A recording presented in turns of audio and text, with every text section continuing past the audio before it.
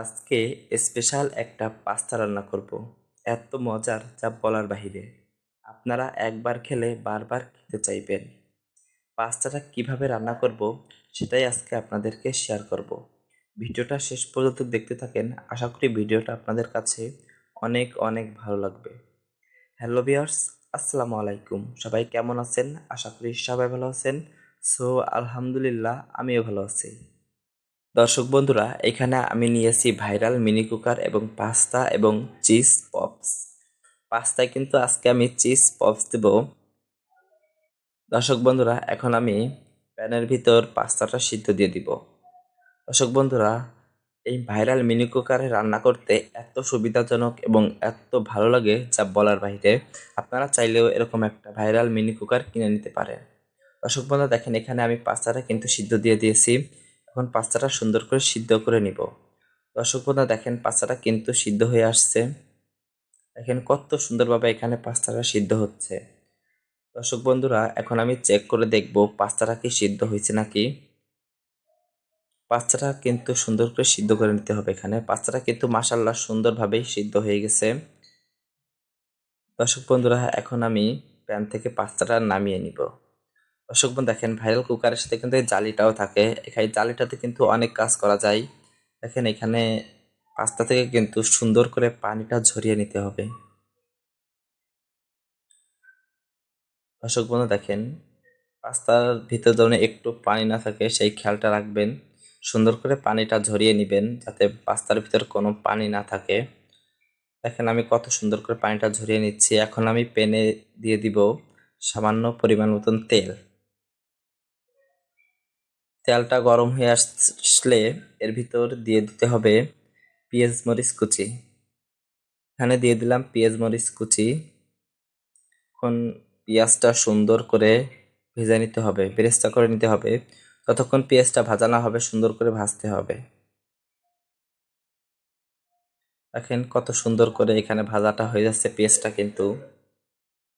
দর্শক বন্ধুরা, আমি যেইভাবে রান্না করতেছি আপনারাও কিন্তু সেম এভাবে রান্না করবেন। অবশ্যই অনেক অনেক টেস্টি হবে, অনেক অনেক ভালো লাগবে। এখানেই দিয়ে দিলাম একটা ডিম। আপনারা চাইলে ডিমের পরিমাণটা বাড়িয়ে দিতে পারেন পাস্তা হিসেব করে। আমি কিন্তু এখানে পাস্তা কম দিয়েছি, সেই জন্য ডিমটাও কম দিয়েছি, ডিম একটা দিয়েছি। ডিমটাও কিন্তু সুন্দর করে ভেজে নিতে হবে। এখানে দিয়ে দিব পরিমাণ মতন লবণ। পরিমাণ মতন লবণ দিয়া সুন্দর করে ডিমটা নাড়াচাড়া করে ভাজতে হবে। এমনভাবে ভাজবেন যাতে ডিমটা কাঁচা না থাকে। সুন্দর করে ডিমটা ভাজার চেষ্টা করবেন।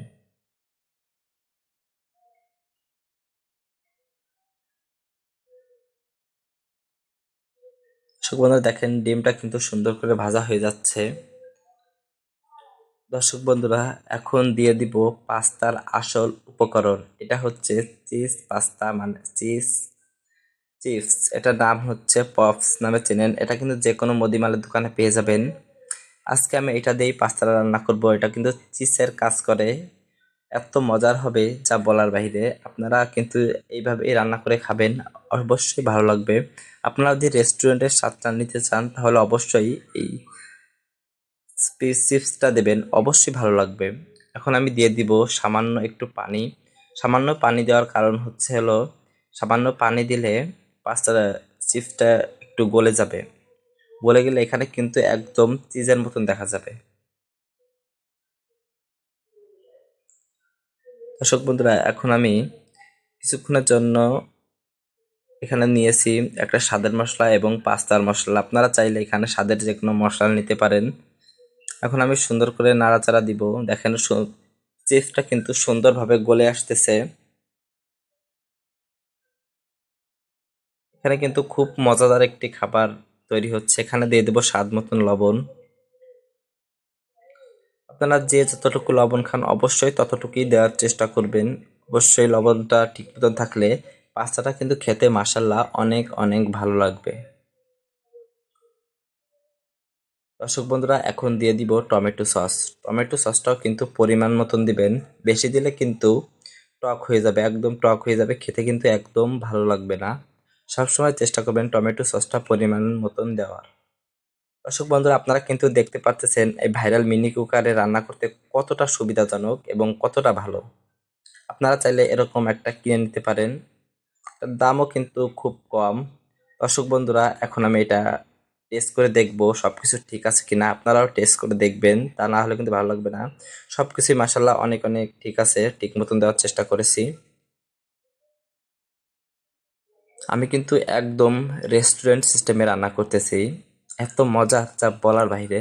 আপনারা একবার খেলে বারবার খেতে চেষ্টা করবেন। দর্শক বন্ধুরা, এখন দিয়ে দিব সিদ্ধ করা পাস্তা, দিয়ে সুন্দর করে নেড়েচেড়ে নিতে হবে। দেখেন একদম চাক ধরে আছে।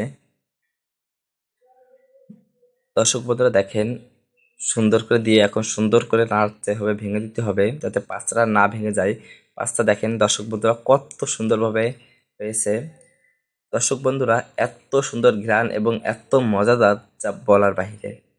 দর্শক বন্ধু দেখেন কত সুন্দর লাগতেছে। অবশ্যই কিন্তু আমার রান্না কমপ্লিট। এখন আমি প্যান থেকে নামিয়ে ফেলবো একটা প্লেটে। দর্শক বন্ধু দেখেন, এটা কিন্তু একদম রেস্টুরেন্টের মতন পাস্তা হয়েছে। দেখেন কত সুন্দর লাগতেছে। আপনারা যদি একবার খান, আপনাদের অবশ্যই বারবার খেতে ইচ্ছে করবে। আপনারা চাইলে এরকম আমার মতন রান্না করে খেতে পারেন। অবশ্যই আপনাদের কাছে অনেক অনেক ভালো লাগবে। দর্শক বন্ধুরা দেখেন, এখন আমি একটা পাত্রে নামিয়ে ফেলছি। এখন আমি টেস্ট করে দেখবো কেমন। দর্শক বন্ধুরা, এত মজার যা বলার বাহিরে। আপনারা চাইলে আমার মতন এরকম রান্না করে খেতে পারেন। দর্শক বন্ধুরা, আমার এই ভিডিওটি যদি আপনাদের কাছে ভালো লেগে থাকে, একটা লাইক, একটা কমেন্ট, একটা শেয়ার করে দিন। আল্লাহ হাফেজ, সবাই ভালো থাকবেন, সুস্থ